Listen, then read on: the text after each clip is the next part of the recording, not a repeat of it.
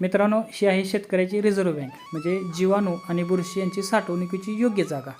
आपल्या ज्या कंपनीचा आपण चांगल्या कंपनीचा आपण जीवाणू आणि बुरशी आणतो त्यांचा काउंट चांगला असतो, पण जर आपली साठवणुकीची पद्धत जर चुकली तर त्यांचा काउंट पूर्णपणे तसाच राहिल्याची गॅरंटी नसते.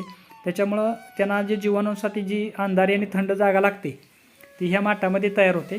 आपण एक माठ घ्यायचा आहे, त्या माठाच्या भोवती थोडी जागा राखून विटाचा एक बॉक्स बनवायचा आणि मधल्या भागात वाळू भरायची आणि ती वाळू आणि बाहेरची विटा थंड म्हणजे पाण्याने भिजवून थंड करायच्या आणि माठाच्या वरच्या तोंडावरती त्याला झाकण ठेवलं की ते आत आपण जीवाणू आणि बुरशी साठवणूक करू शकतो. त्यांना जे वातावरण जसं हवं असतं तसं टिकून राहतं.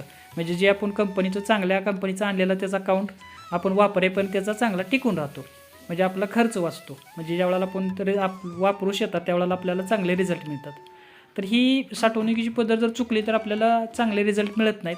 त्याच्यामुळे ही अशा पद्धतीने साठवा. जमिनीच्या वरच माठ असू द्या, नाहीतर मग माठामध्ये पाणी जाण्याची शक्यता राहते, ओलावा टिकून राहतो. पण आत माठात जर पाणी गेलं तर मग आपलं जे पॅकेट ठेवले ते खराब होण्याची शक्यता राहते. त्याच्यामुळे जमिनीच्या वर ठेवा, आवश्यक तेवढंच गारवा राहतो आणि सूर्यप्रकाशापासून हे थेट सूर्यप्रकाश याच्यावरती पडला नाही पाहिजे अशा ठिकाणी हे बनवा. आणि याच्या माठाच्या तोंडावरती झाकण व्यवस्थित लावा, म्हणजे साप आणि विंचू आत जाणार नाहीत. आणि ज्या वेळेला हात आत घालाल त्यावेळेला काळजी घ्या की आतमध्ये काय दुसरं हे जाऊन बसले नसतील अशी प्राणी. आणि वारंवार हे मात्र आपल्याला हे बाहेरून थंड करावं लागतं.